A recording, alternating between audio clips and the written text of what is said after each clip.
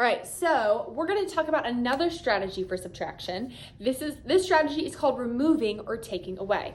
So I am going to look at my scenario and draw my number line because you use a number line for this strategy as well. So instead of finding the difference when you're going this way, you're working backwards. So when you're working today, the best way to show your work with these two strategies is a number line. So when Miss Kroon walks around today to see how everyone's doing, she's gonna be looking for number lines, not standard algorithm. Even though we love standard algorithm, once again, we're practicing these other strategies to make us better mathematicians. So let's read the scenario and solve using this new strategy, removing or taking away.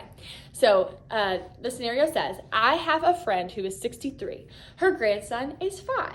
How much older is my friend than her grandson? So I'm going to start by plotting. I know that I have to find the space between the difference between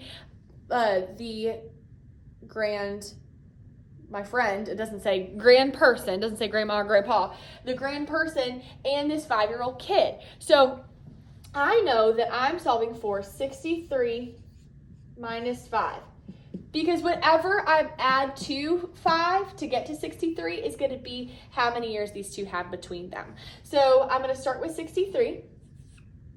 That's if you were, by the way, that was if you were using inverse operations. Just a side note. Inverse operation is using the opposite operation.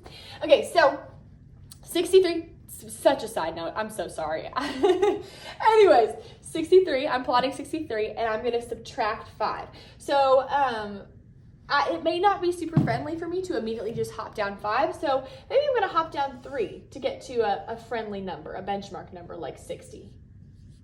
So I've subtracted 3. And I know that I have to get 2 more because I'm subtracting 63 minus 5. So, and I know 3 plus 2 is 5, so I'm going to subtract 2 more, which would get me to 58. So, 63 minus 5 is 58.